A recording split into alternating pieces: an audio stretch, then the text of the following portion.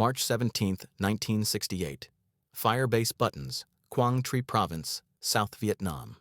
The pencil moved slowly across rice paper as Nguyen Van Thieu, a 19-year-old soldier of the People's Army of Vietnam, recorded words that would have earned him severe punishment if discovered by his political officer.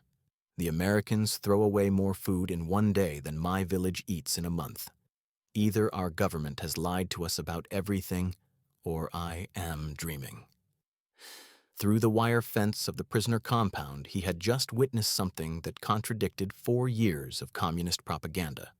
American soldiers casually discarding half-eaten meals, entire cans of meat, cartons of cigarettes barely touched, mountains of supplies stacked higher than houses, guarded carelessly as if their abundance was infinite.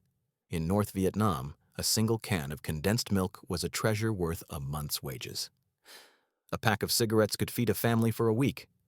Yet here, in what party cadres had described as a dying imperialist empire, stretched thin and on the verge of collapse, waste flowed like the Mekong River. 472 soldiers of the North Vietnamese Army and Viet Cong had been captured during the Tet Offensive. They had attacked American positions expecting to find a weakened, demoralized enemy ready to collapse. Instead, they encountered firepower so overwhelming, so technologically advanced, that survival itself seemed miraculous. What none of them knew was that their captivity would trigger the most profound psychological crisis in the history of Vietnamese communism, a systematic destruction of party ideology through the simple, undeniable evidence of American industrial capacity. The mathematics of American power were being written not in body counts or territory gained, but in production statistics that would shatter every assumption these soldiers carried about their enemies, their government, and their cause. The collapse had begun on January 31, 1968, in the ancient city of Hue. The Tet Offensive, launched across South Vietnam, was intended to spark a general uprising against the American-backed government. Instead, it became a catastrophic military defeat. In Hue alone, over 5,000 North Vietnamese and Viet Cong soldiers were killed or captured. Among them was Senior Lieutenant Pham Duc Thanh, a veteran of 5 years fighting in the South, a true believer in the revolution who had risen through the ranks through courage and political reliability. His diary, discovered by American intelligence and later declassified, would provide historians with the most detailed account of the psychological demolition experienced by North Vietnamese prisoners of war. The journey from revolutionary fighter to questioning soldier began at the moment of capture. As Pham Duc Thanh and 30 other survivors of his battalion surrendered near the citadel, American efficiency began its assault on their preconceptions. Within 2 hours of capture, they had been processed, photographed, given medical examinations, and fed. The speed and organization exceeded anything the North Vietnamese Army could achieve even with its own troops, let alone with prisoners. Identity cards created with Polaroid cameras, a technology that seemed like magic. Medical treatment administered immediately, even minor wounds cleaned and bandaged. Geneva Convention rights explained through interpreters, some of whom were South Vietnamese officers who spoke perfect Northern dialect. But the first real shock came with the food. Sergeant Tran Van Hai, captured with the 4th Regiment, would later tell his story to Australian journalists after defecting in 1969. He recalled, "In the temporary holding area near Phu Bai, while we waited for transport to the prisoner camp, the Americans gave us C-rations. We thought they were mocking us, showing us what their soldiers ate to humiliate us. We didn't understand that this was standard. Each small box contained more food than we received in 3 days of fighting. Canned meat, canned fruit, crackers, candy, cigarettes, even toilet paper. 1 box, 1 meal." We wept as we ate. The helicopters that transported them to the main POW compound at Da Nang provided the second phase of psychological warfare, though the Americans didn't intend it as such. These machines, which the North Vietnamese had learned to fear above all other weapons, now carried them as passengers. Corporal Levan Quang, captured near Tan Son Nut Air Base, kept mental notes that he later recorded after repatriation. He remembered the moment clearly. From the helicopter, I could see the American base at Da Nang. It stretched for kilometers, hundreds of aircraft parked in neat rows, buildings with electric lights even during the day, ships in the harbor being unloaded by cranes that moved more cargo in minutes than 100 men could move in days. I counted 17 helicopters in the air at one time, and the door gunner told me through an interpreter that this was a slow day. A slow day. In the People's Army, we had perhaps 20 helicopters for the entire Northern Command. They had 17 in the air over one base on a slow day. The prisoner compound at Da Nang shattered what remained of their propaganda-built worldview. Built in just 6 weeks by Navy Seabees, the camp housed between 800 and 1,200 prisoners in conditions that exceeded what most had known as civilians in the North. Wooden barracks with electric fans, latrines with running water, showers with soap, and medical facilities better equipped than most hospitals in Hanoi. The camp even had a small library with Vietnamese books and a recreation area with volleyball courts. Lieutenant Pham Duc Tan, whose family had been party members since the resistance against the French, found his faith shaking within hours of arrival. He wrote in his concealed diary, "They gave us new clothing. Not rags, not old uniforms, but new shirts and trousers. They gave us toothbrushes, soap, towels. Each man received these things, hundreds of us, and they had supplies for everyone, ready and waiting as if they knew exactly how many of us would be captured." This level of preparation, of resources, spoke of an enemy far more powerful than we had been told. The daily ration provided to prisoners became a classroom in American abundance. 3 meals per day, each containing more calories than most North Vietnamese civilians received in 2 days. Rice, yes, but also meat, vegetables, fruit, milk, and bread. The bread especially amazed them. White, soft, mass-produced bread that arrived daily by the truckload. In North Vietnam, bread was a rare luxury. Here, it was thrown away if not consumed within a day. Sergeant Major Hoang Van Thai, a political officer captured at Hue, documented his growing crisis of faith in letters to his wife that were intercepted and copied by American intelligence. "They waste food without thought. I watched them throw away an entire pot of rice because it had been sitting for 3 hours. 3 hours. We have eaten rice that was days old, rice with insects, rice mixed with grass to stretch our supplies. They threw it away because it wasn't fresh enough. What kind of nation has so much food that freshness becomes a concern?" The medical treatment particularly disturbed the political prisoners like Hoang Van Thai, whose job had been to maintain ideological purity among the troops. When prisoners fell ill with dysentery, malaria, or infections, American medics treated them with the same drugs used for American soldiers. Antibiotics that were completely unavailable in North Vietnam except to high-party officials appeared in unlimited quantities. Dr. Nguyen Thanh Binh, a medical officer captured with the 5th Viet Cong Division, found himself in a moral crisis. He had been trained in traditional medicine and basic surgery with minimal supplies. Now he watched American corpsmen administer treatments he had only read about in medical journals smuggled from the South. They had penicillin, streptomycin, even morphine for pain management. They used these precious drugs on us, their enemies. They performed surgeries to save the lives of men who had been trying to kill them days before. I asked the American doctor why. He looked confused by the question and said, "Because you're sick." No political lecture, no attempt to convert me, just treatment because I was human and I was sick.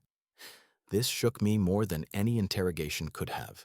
By April 1968, the prisoner compound had become an unintentional showcase of American logistics and industrial power.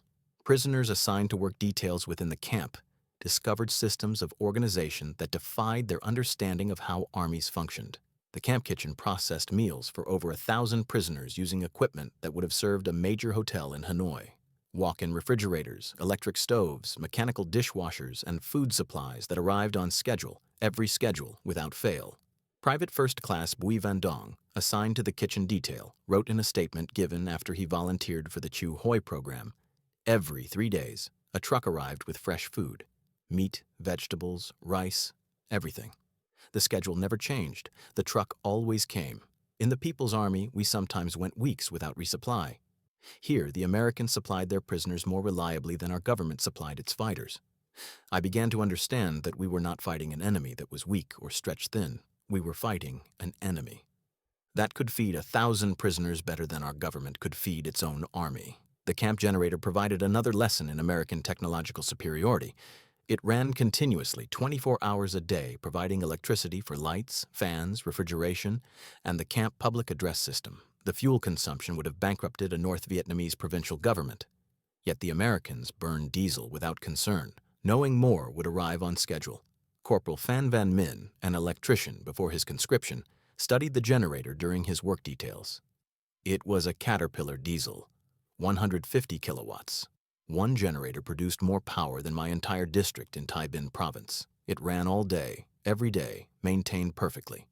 Fuel delivered weekly by the tens of thousands of liters. I asked the American mechanic how much it cost to run.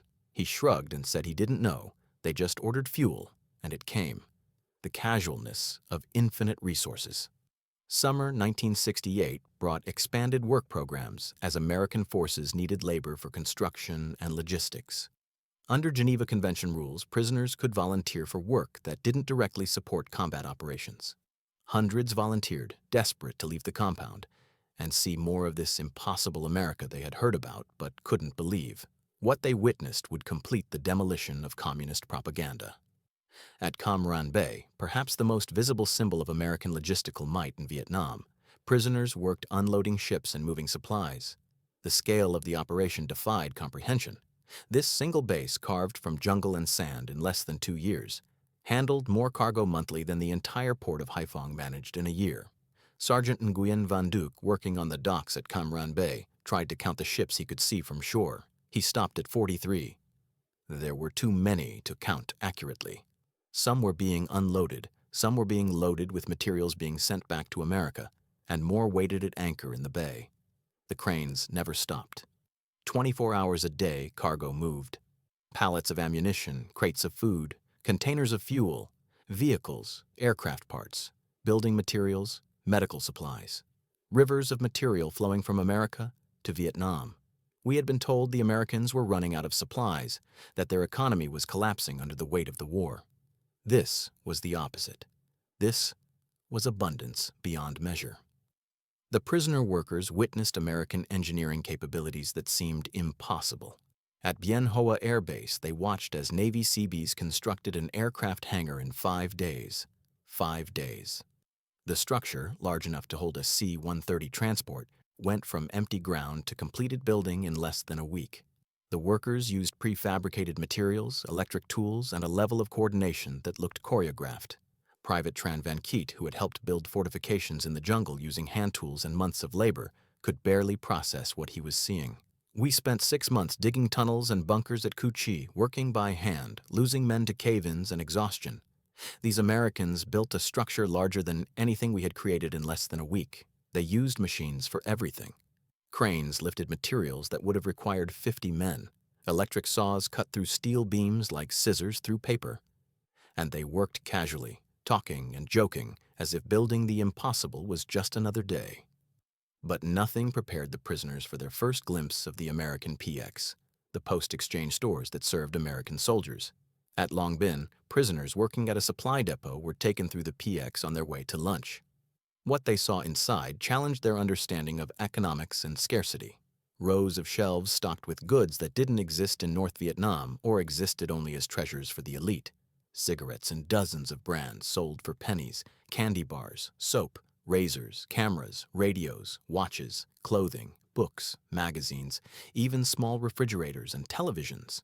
American soldiers browsed casually, buying items without thought, treating luxuries as everyday purchases. Corporal Lathand Long, a former schoolteacher from Vinh, stood frozen in the doorway of the PX. Years later, after immigrating to America, he would recall that moment. I saw an American soldier, a private, not an officer, buying a camera. A camera. He picked it up, looked at the price, and bought it with money from his pocket. In Vietnam, a camera would cost years of wages. Here, an ordinary soldier bought one because he wanted to take pictures. I understood then that we were fighting a nation where ordinary soldiers lived better than our government ministers. How could we ever win against such wealth? The food waste particularly traumatized prisoners who had grown up with hunger. At the mess halls that fed American troops, prisoners watched as soldiers took more food than they could eat, and then discarded the rest. Entire trays of food, barely touched, scraped into garbage containers.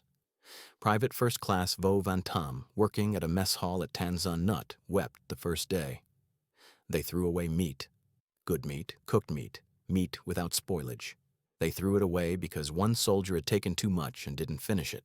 I watched pounds of meat go into the garbage. My family had not eaten meat in months when I left for the South. Here, the Americans threw it away without concern.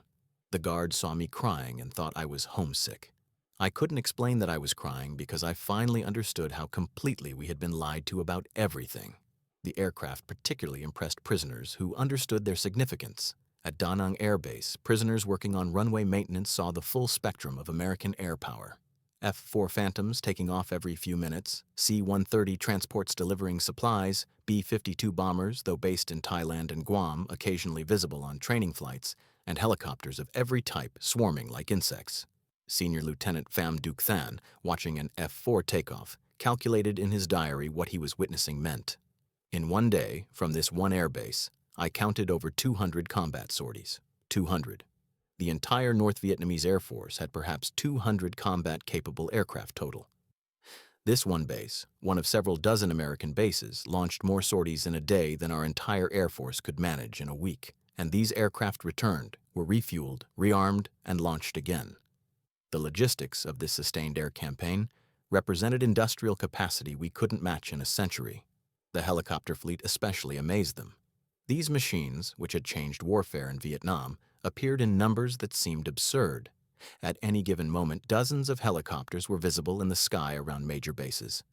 The Americans used them for everything: troop transport, supply delivery, medical evacuation, reconnaissance, attack missions, even personal transport for officers. Sergeant Major Hoang Van Thai, the political officer whose faith was crumbling, tried to maintain his ideological discipline by recording evidence of American weakness. Instead, his diary became a chronicle of American strength. I have tried to find signs of the contradictions our political teachers promised. The racial divisions between white and black soldiers that would tear their army apart. The low morale of soldiers forced to fight an unjust war. The economic strain that would collapse their war effort. I see none of these things. The black and white soldiers work together efficiently. They complain about the heat and the food and being away from home, but they fight effectively and follow orders. And the supplies never stop coming. If this is an economy under strain, I cannot imagine what their economy looks like at full strength. By fall 1968, American authorities had begun to notice a pattern among the prisoners. Unlike previous years, when prisoners remained defiant and resistant, the 1968 captures were showing signs of what military psychologists called ideological fatigue. More prisoners were volunteering for work programs, asking for English lessons, requesting American newspapers and magazines. The Chiêu Hoi program, which offered amnesty to Viet Cong who surrendered, saw a significant increase in volunteers from the POW camps. The American intelligence officers, while pleased, didn't fully understand what was happening. They thought perhaps the brutality of the Tet Offensive had broken enemy morale. They didn't realize that the prisoners were experiencing a systematic destruction of their worldview through simple observation. Captain James Morrison, an intelligence officer at the Da Nang camp, noted in his October 1968 report, "We've seen a remarkable change in prisoner attitudes. They ask questions about American society, about our economy, about how we produce so much. They're not being combative or trying to gather intelligence. They genuinely don't understand how we can fight a war on the other side of the world while maintaining abundance at home. Some seem almost depressed when they realize the gap between what they were told and what they're seeing." The letters home, when prisoners were allowed to write under Red Cross supervision, provided the clearest evidence of the transformation. Censored only for military information, these letters showed men struggling to explain the unexplainable to families in the North. Private Nguyen Van Chien wrote to his wife in November 1968, "My dear wife, I am well treated, better than well. I am fed 3 meals daily with meat and vegetables. I sleep in a bed with a mattress. We have electric lights and fans. Please don't think I have betrayed the revolution by saying this. I only want you to understand that everything we were told about the Americans was false. They are not weak. They are not on the verge of collapse. They have resources beyond imagination. I don't know what this means for our cause, but I know we were lied to." The most devastating revelations came when prisoners were shown American news magazines. Time, Newsweek, and Life magazines, available at the camp library, contained photographs and articles about America that seemed like science fiction to men from rural Vietnam. Shopping malls with acres of goods, superhighways with thousands of cars, factories that stretched for miles, farms where one man with machinery did the work of hundreds. Most disturbing were the articles about opposition to the war. American newspapers freely criticized their government, showed photographs of protesters, published casualty statistics, and debated strategy openly. This freedom of dissent, which would mean death in North Vietnam, seemed to make America stronger rather than weaker. Lieutenant Pham Duc Than wrote, "They allow their people to protest the war. Students burn draft cards, newspapers attack the president, and nothing happens to them. No arrests, no re-education camps, no executions. This openness that we were told was weakness is actually a form of strength. The American people argue about whether the war is just while their factories continue producing weapons and their soldiers continue fighting effectively. They have the luxury of doubt because their system is strong enough to withstand it. Winter 1968 brought Christmas, and with it another psychological blow. American military chaplains organized religious services for prisoners, asking if any wanted to attend Christian worship. Over 200 volunteered, mostly out of curiosity. What they experienced was cognitive dissonance that challenged their materialist indoctrination. The Christmas service at Da Nang included Vietnamese Christmas carols, a sermon in Vietnamese delivered by a South Vietnamese Catholic priest, and gifts for the prisoners from American churches. Small packages containing soap, toothbrushes, candy, and Vietnamese English dictionaries.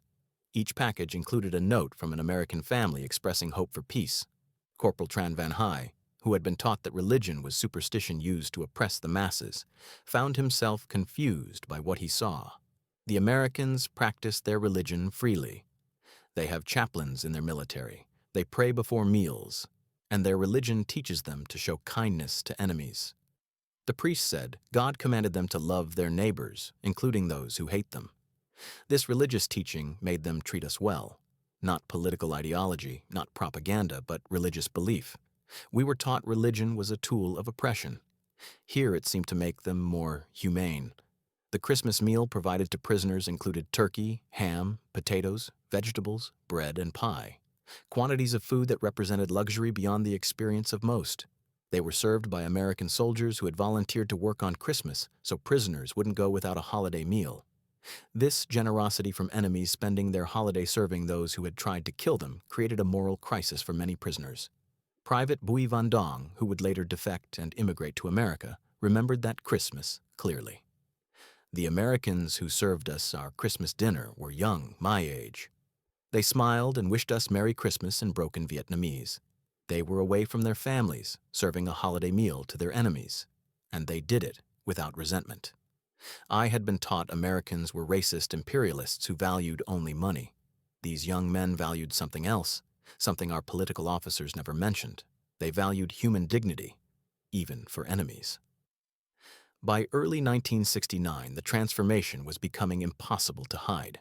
Letters from prisoners to their families in the North, though subject to censorship by Hanoi, began to spread uncomfortable truths. Returning prisoners, exchanged through prisoner swaps, brought back stories that contradicted official propaganda. The party tried to suppress these accounts, sending returned prisoners to re-education before allowing them to return to their families. But the truth leaked out.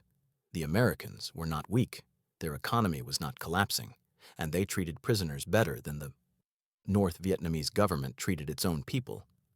Senior Lieutenant Pham Duc Than, whose diary had documented his loss of faith in party propaganda, made a decision in February 1969 that would have been unthinkable a year earlier. He volunteered for the Chiu Hoi program, officially defecting to the South. His debriefing, conducted by American and South Vietnamese intelligence officers over 3 weeks, provided insights into the psychological impact of captivity. I believed in the revolution, he told his interrogators. I believed we were fighting for national liberation against imperialist aggression.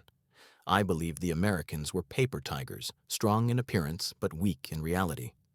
I believed our cause was just and victory was inevitable. Then I became a prisoner and every belief was challenged by simple facts. The Americans had resources we couldn't imagine. They fought on the other side of the world while maintaining prosperity at home. They treated enemies with a humanity we didn't show our own people, and they allowed criticism and dissent that would have been crushed in the North. I couldn't reconcile what I saw with what I had been taught, so I had to choose between my eyes and my ideology. I chose my eyes. Pham Duc Than was not alone. By mid-1969, over 3,000 prisoners had volunteered for the Chiu Hoi program, representing a defection rate unprecedented in the war. American intelligence, while pleased, remained puzzled. They had done nothing special to convert these prisoners. They had simply treated them according to Geneva Convention rules and allowed them to observe American operations. The revelation of American abundance had accomplished what interrogation and propaganda could not. The spring 1969 rice harvest in South Vietnam, witnessed by prisoners working in agricultural areas, provided another stark lesson in comparative productivity. American-supplied machinery, fertilizers, and high-yield rice strains had transformed South Vietnamese agriculture. Fields that had produced one crop annually now produced three. Yields per hectare exceeded anything possible in the north. Prisoners who had been farmers watched mechanical rice planters, chemical fertilizers applied from helicopters, and harvests that could feed armies. Sergeant Nguyen Van Duc, the former farmer from the Red River Delta, worked on a rice harvest near Can Tho. The comparison to his own experience farming in the north devastated him. One farmer with a small tractor planted more rice in a day than my entire cooperative could plant in a week. The rice grew taller and thicker than any I had seen in the north. The yield was triple what we achieved with our collective farming methods, and this was ordinary farming in the South, not specials or experimental. The American machinery and fertilizers had made the South more productive than the North. Everything we were told about the superiority of collective agriculture was a lie. The continued arrival of American supplies, despite the growing anti-war movement in America, confused prisoners who had been promised the Americans would lose heart and abandon the war. Month after month, the ships arrived, the planes flew, the supplies flowed. The logistics never faltered. If anything, they seemed to increase. By summer 1969, American forces in Vietnam numbered over 540,000, the peak of the deployment. The prisoners could see the support structure required to maintain this force: the bases, the airfields, the ports, the supply depots, the hospitals, the fuel storage, the ammunition dumps. All of it supplied from America, 8,000 miles away, sustained indefinitely without apparent strain. Corporal Latan Long, the former teacher, tried to calculate the economic implications. The Americans shipped every bullet, every gallon of fuel, every meal across an ocean. The logistics alone would have bankrupted any nation I knew about. Yet they sustained it year after year. They fought major operations while maintaining infrastructure that exceeded anything in peacetime Vietnam, North or South. I taught economics before the war. Nothing I learned prepared me to understand an economy that could support this level of foreign military operation while keeping prosperity at home. The fall of 1969 brought the first major American troop withdrawals, part of the Vietnamization program. Prisoners watched as American units departed, turning bases over to South Vietnamese forces. The political officers among the prisoners declared this proof that America was giving up, that victory was near. But the prisoners who had worked at the bases knew better. The Americans weren't fleeing in defeat. They were executing an organized withdrawal, taking their equipment or giving it to the South Vietnamese. The bases remained operational. The supplies kept flowing, and the air support continued.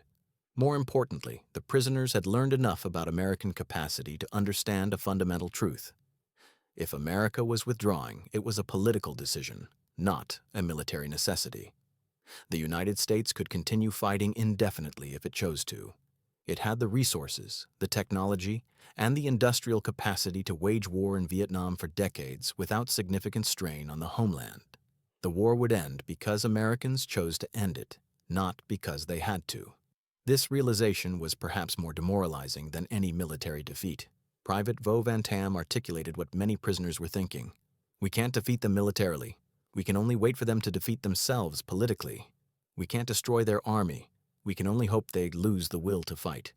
This is not the glorious victory we were promised. This is winning by not losing, surviving until they go home. It's not the same thing. By 1970, the prisoner population had become a problem for North Vietnamese propaganda. Too many prisoners had volunteered for Sheo Hoi. Too many letters home contained uncomfortable truths. Too many returned prisoners spoke quietly to family members about what they had seen. The party instituted stricter re-education for returning prisoners and increased censorship of prisoner mail.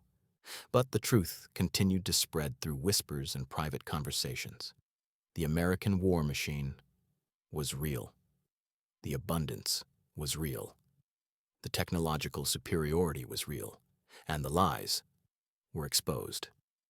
Dr. Nguyen Thanh Binh, who had been allowed to work in the camp hospital at Da Nang, received permission to write a letter to his father, a party official in Hanoi. The letter, intercepted by American intelligence and preserved in the archives, showed a man trying to warn his father without being overtly disloyal. Honored father, I am well.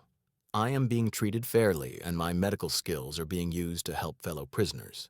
I have learned much about modern medicine here. The Americans have treatments and technologies far advanced beyond what I learned at university. Father, I must tell you something difficult. We have been misinformed about many things concerning the Americans. They are not as we were told. Their resources are vast beyond our understanding. Their technology is advanced beyond our ability to match. And their humanity toward prisoners exceeds what I have seen in our own system. I do not write this to discourage our cause, but to inform you of the reality we face. We are fighting an enemy far more capable than we believed. If we are to prevail, it must be by outlasting their political will, not by defeating their military capacity. Please do not share this letter widely. I write only to inform you, my father, of the truth as I have seen it. The letter never reached his father, intercepted by North Vietnamese security, and Dr. Nguyen Thanh Binh was sent to re-education upon his return in a prisoner exchange. But his observations were shared by thousands of other prisoners who had made the same discoveries. The American Easter Offensive in 1972 and the subsequent massive bombing campaigns of Operation Linebacker I and the Tenon demonstrated again the depth of American military capability. Prisoners at the camps heard the distant thunder of B-52 strikes. They learned from guards about the tonnage being dropped, about the targeting of infrastructure in the north, about the mining of Haiphong Harbor. The scale of the bombing campaign stunned them. In December 1972, during the 11 days of Linebacker II, the Americans dropped more bombs on the north than in the previous 3 years combined. The B-52s flew from bases in Thailand and Guam, over 700 sorties, delivering 15,000 tons of ordnance. The prisoners understood what this meant. The Americans had been holding back. For years, they had the capacity to devastate the North but had chosen restraint. Now, in less than 2 weeks, they demonstrated what total air war looked like, and they could sustain it indefinitely. Sergeant Major Hoang Van Thai, the political officer whose diary had chronicled his loss of faith, wrote his final entry after learning about Linebacker II. The Americans have shown us what they could have done all along. They could have destroyed every city in the north. They had the aircraft, the bombs, the targeting intelligence. They chose not to because of their domestic politics and their concern for civilian casualties. We interpreted their restraint as weakness. It was actually strength under control. A truly weak enemy uses all their power immediately. A strong enemy chooses when and how to apply force. The Americans were always strong. We were always wrong. The Paris Peace Accords in January 1973 brought an end to American involvement in the war and the beginning of prisoner repatriation. The North Vietnamese prisoners held in the South faced an uncertain future. Some volunteered to stay in the South through the Chiu Hoi program. Others requested resettlement in third countries. But most returned north, facing re-education and uncertain reception. Between February and March 1973, over 26,000 North Vietnamese and Viet Cong prisoners were repatriated from camps in South Vietnam.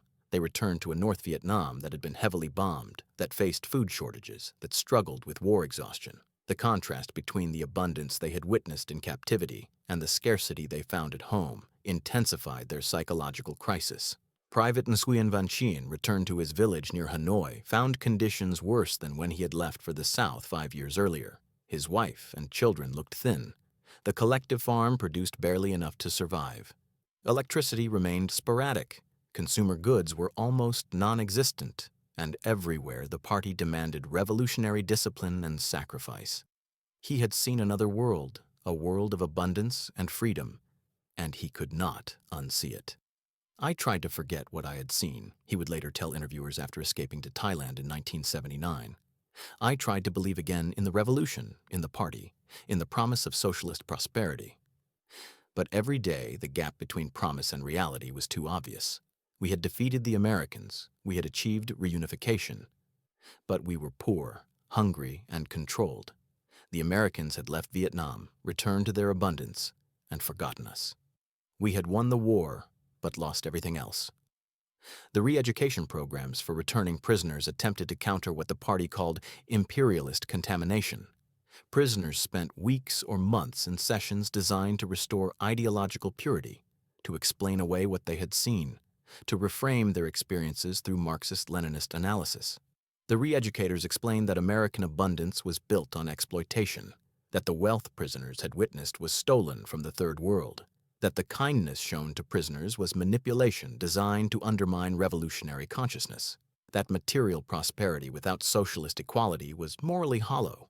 Some prisoners accepted these explanations, eager to reintegrate into society and avoid further suspicion. Others nodded and stayed silent, keeping their doubts private. And some, like Senior Lieutenant Pham Duc Than, who had defected, became permanent enemies of the state, their knowledge too dangerous to allow them to return. The fall of Saigon in April 1975 brought military victory, but not the transformation the party had promised. The South was conquered, the country reunified, but the prosperity did not arrive. Instead, the North's poverty spread to the South. The shops that had been full of goods emptied. The factories that had hummed with production slowed or stopped. The American supplies that had sustained the South disappeared overnight. Former prisoners watched as the South Vietnamese economy collapsed under communist management. The rice harvest declined as collective agriculture replaced the American-backed private farming. The standard of living fell as socialist economics replaced market mechanisms. And slowly, quietly, even party members began to admit that victory had not brought prosperity. Sergeant Nguyen Van Duc, the farmer who had witnessed South Vietnamese agriculture during his captivity, watched as the collective farming policies he had once believed in destroyed productivity in the newly conquered South. They took the farms that had been productive and turned them into collectives. Yields fell immediately. The machinery broke down because nobody knew how to maintain it and parts were unavailable. The fertilizers ran out. Within 3 years, the South was as poor as the North. We had defeated the Americans and made ourselves equally miserable across the entire country. The boat people exodus that began in the late 1970s included many former prisoners who had seen the alternative. They knew what prosperity looked like, they knew what freedom enabled, and they were willing to risk death at sea for a chance to reach that world they had glimpsed during their captivity. Dr. Nguyen Thanh Binh, released from re-education in 1976, spent 2 years planning his escape. In 1978, he paid smugglers to take him and his family on a boat to Thailand. The boat nearly sank twice. Pirates attacked them, taking what little they had. But they survived and eventually resettled in America. I spent 1 year as a prisoner in Da Nang, he said in an interview decades later, and 3 years as a prisoner in my own country. The Americans treated me better as their enemy than my government treated me as their citizen. This taught me everything I needed to know about the difference between the two systems. The economic reforms of Doi Moi in 1986 represented Vietnam's acknowledgement that central planning had failed.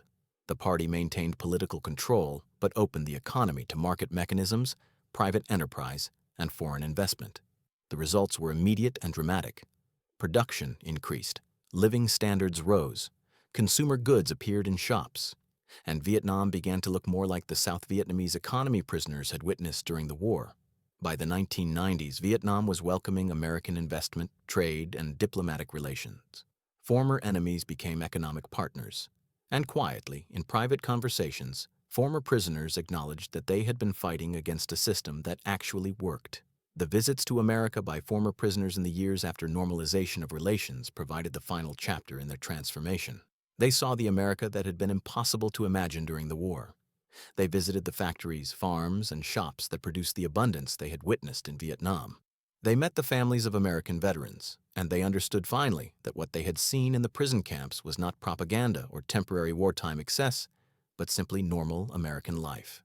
Corporal Latang Long, the former teacher who had been stunned by the PX at Long Binh, visited America in 1995 as part of a reconciliation delegation. He spent 2 weeks touring factories, farms, and universities. In an interview with the Los Angeles Times, he struggled to articulate what he felt. During the war, I thought what I saw in the camps was special, prepared to impress us. Now, I understand it was normal. The average American lives with abundance that would make a Vietnamese government minister envious. The car I saw the worker buying in 1969. Everyone here has one. The food I saw wasted. It's still wasted because there's so much. We fought for 30 years to defeat this system, and now we're trying to copy it. The irony is painful. The most poignant reconciliation came in 2003, when a group of former North Vietnamese prisoners organized a reunion in San Diego with their former guards and camp administrators. Over 200 Vietnamese and 80 Americans attended, many meeting for the first time in over 30 years. The event, covered by National Public Radio, captured the complexity of their shared history. Former Private Bui Van Dong, who had wept while throwing away food at the mess hall and later immigrated to America, spoke at the reunion dinner. "I came to America as an enemy prisoner. I left as a student who had learned that everything I believed was wrong. I returned to Vietnam and tried to forget what I had seen. But I couldn't. In 1985, I came back to America as an immigrant. I brought my family here. My children are Americans now. They don't understand the journey I took from revolutionary soldier to American citizen. But I understand. I learned in that prison camp that freedom and prosperity are connected. That abundance comes from liberty. That kindness to enemies is strength, not weakness. America taught me these things by simply being America." Former Captain James Morrison, the intelligence officer who had documented the changing attitudes of prisoners at Da Nang, responded with his own reflection. "We didn't try to convert these men. We just followed the rules, treated them humanely, and let them see what we had. We didn't realize we were conducting psychological warfare simply by being ourselves. The abundance that seemed normal to us was revolutionary to them. We won their minds, not through propaganda, but through prosperity. Looking back, I think this was America's real victory in Vietnam, not on the battlefield, but in the prison camps, where we showed what free people could achieve." The statistical record of the North Vietnamese prisoner experience tells a story of transformation unprecedented in modern warfare. Camp infrastructure, over 40 major POW camps in South Vietnam, housing between 26,000 and 32,000 prisoners at peak. Camps built to Geneva Convention standards with medical facilities, recreation areas, and educational programs. Average construction time, 60 days per camp. Prisoner population, approximately 26,000 repatriated in 1973, estimated 40,000 total, captured during the war with casualties and deaths accounting for the difference. Peak population in early 1973, before peace accords. Average length of captivity, 18 months. Shio Hoi defection program, over 3,000 volunteered from POW camps, representing nearly 12% of the prisoner population. This rate exceeded defection rates from any comparable program in modern warfare. The program offered amnesty, resettlement assistance, and vocational training. Medical treatment. Mortality rate among prisoners less than 2%, lower than the general population of North Vietnam during the same period. Over 15,000 prisoners received significant medical treatment. Common treatments included antibiotics, surgery, dental care, and mental health counseling. Work programs. Approximately 18,000 prisoners volunteered for work details outside camps. Average wage, 80 cents per day in script usable at camp stores, equivalent to about $6.50 in 2025 dollars. Work included agriculture, construction, port operations, and maintenance. Educational programs. Over 8,000 enrolled in English language classes, 3,000 in vocational training, 1,500 in academic correspondence courses. Camp libraries contained over 50,000 books in Vietnamese, including technical manuals, literature, and newspapers. Food rations. Prisoners received approximately 2,800 calories daily, exceeding the average North Vietnamese civilian ration of 1,800 calories. Rations included meat, rice, vegetables, fruit, and bread. Food waste from prisoner camps exceeded total food availability in some North Vietnamese provinces. Escape attempts. Fewer than 200 recorded escape attempts from 40,000 total prisoners, less than 0.5%. Of those, fewer than 50 escaped the immediate camp area. 0 successful permanent escapes to North Vietnamese-controlled territory. No American or South Vietnamese civilians killed by escaped prisoners. Post-war immigration. Approximately 2,000 former prisoners immigrated to the United States after 1975, mostly as boat people or through refugee programs. Thousands more maintained correspondence with Americans they met during captivity. Many sent their children to American universities. The letters and diaries that survived provide the most intimate view of the psychological transformation. Senior Lieutenant Pham Duc Than's diary, donated to the Vietnam War Museum in Houston by his family after his death in 2008, contains over 300 pages of daily observations. The progression from defiant revolutionary to questioning observer to convinced defector traces a path followed by thousands of others less articulate in recording their journey. His entry from May 15, 1968, 2 months into captivity, captures the early stage of doubt.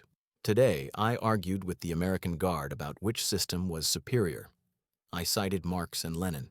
He shrugged and said he didn't know much about economics, but he knew his family had 2 cars, a house with air conditioning, and his children went to free public schools that had better facilities than universities in Hanoi. He said this without boasting, just stating facts. I called him a liar. He showed me pictures of his home. It looked like a palace. He said it was ordinary, that most Americans live this way. If true, we have been lied to about everything. By September 1968, his tone had changed. I no longer argue with the guards. What's the point? They show me magazines with photographs of American supermarkets, highways, factories, universities. They let me talk to South Vietnamese officers who studied in America. Everyone tells the same story. America is prosperous beyond imagination. Either there's a massive conspiracy involving thousands of people showing me elaborate fakes, or the truth is simpler. We were lied to. America is not collapsing. America is not weak.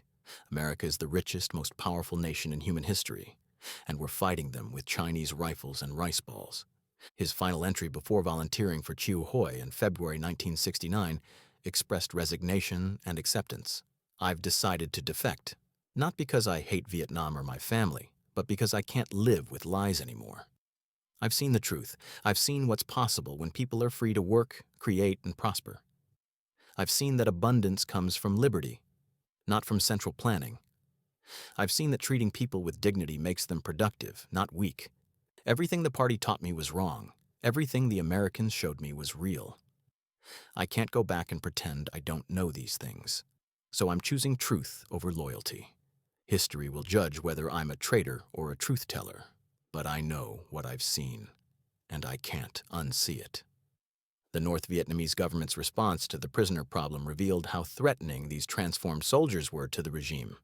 Returning prisoners were segregated and sent to re-education camps specifically designed to counteract what officials called capitalist contamination. The programs, documented in party archives opened after Doi Moi reforms, show the extent of official concern. A 1973 internal party document translated and published by the Woodrow Wilson Center's Cold War International History Project outlined the perceived threat. Prisoners returning from the South have been exposed to imperialist propaganda in its most dangerous form, the appearance of prosperity. They have witnessed American material abundance and may compare it unfavorably to conditions in the North. They may question the party's economic policies. They may spread defeatist attitudes among the population. These prisoners must undergo intensive re-education to restore revolutionary consciousness and prevent the spread of capitalist ideas. The re-education curriculum focused on explaining away what prisoners had seen. American abundance was built on exploitation of the Third World.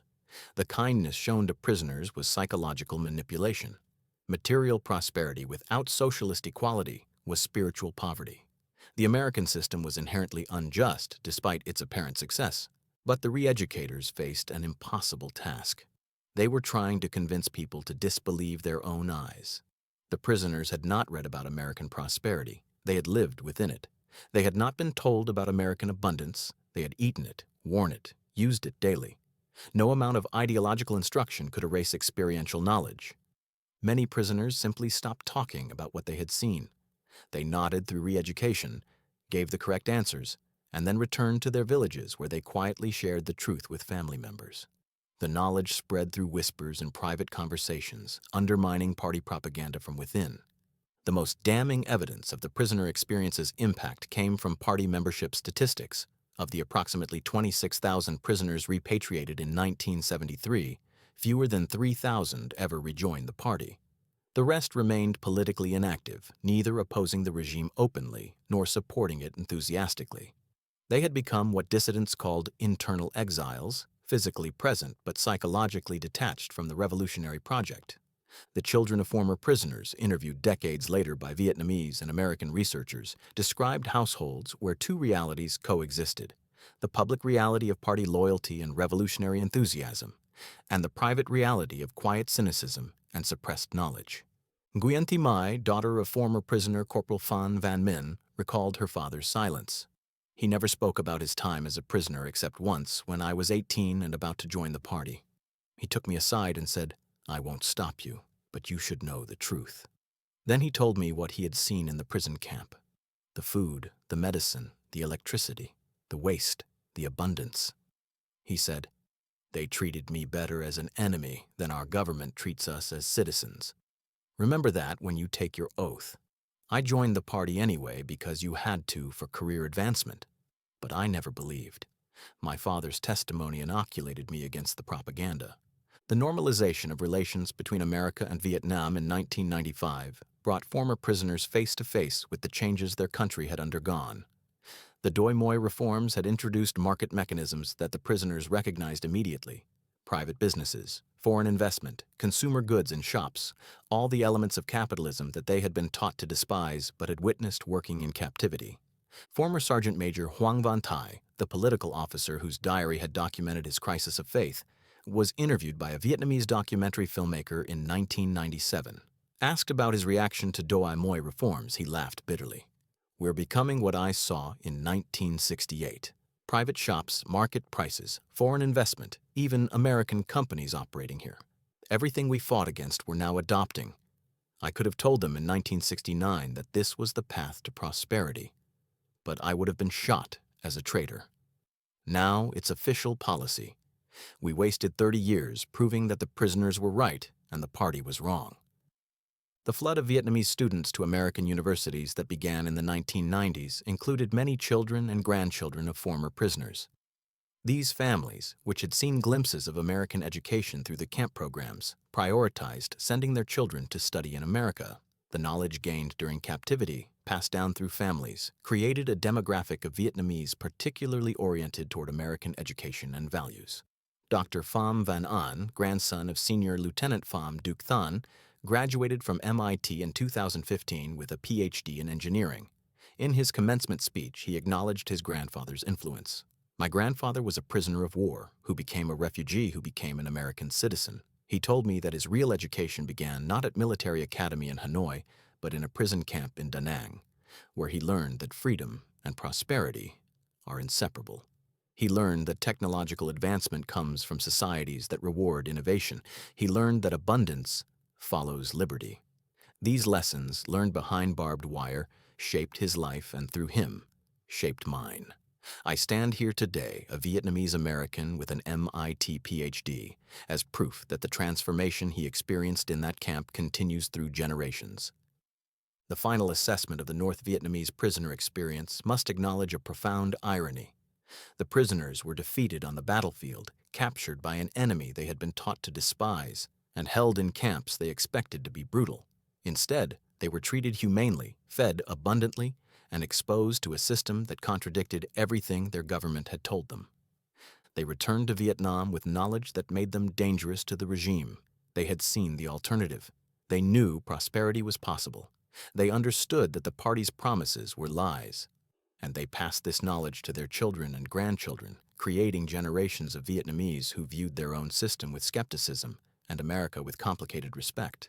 When Vietnam finally embraced market reforms and normalized relations with America, it was partly because people like these former prisoners and their families had kept alive the knowledge that another way was possible.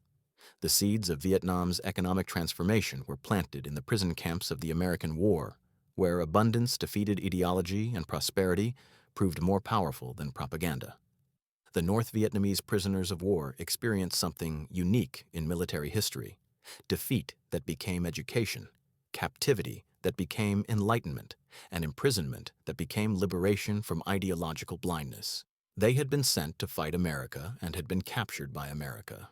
But in a deeper sense, they had been captured by the idea of America, by the evidence of what free people could achieve, and by the recognition that they had been fighting on the wrong side of history. Their story stands as testament to a truth often forgotten in discussions of military power. The greatest weapon is not the ability to destroy, but the ability to create. Not the capacity to instill fear, but the capacity to inspire hope. Not the power to conquer, but the power to convince. The North Vietnamese prisoners were not converted by propaganda or coercion. They were transformed by prosperity, convinced by abundance, and changed by the simple, overwhelming evidence of what democratic capitalism could achieve. They saw America at the height of its power, and they were never the same. They returned to Vietnam carrying a knowledge that would help transform their country. They had seen the future, And though it took decades, the future they had glimpsed in American prison camps eventually came to Vietnam, not through conquest or colonization, but through the slow, inevitable recognition that the prisoners had been right all along. The war ended in 1975 with communist victory, but the peace that followed proved what the prisoners had learned in captivity.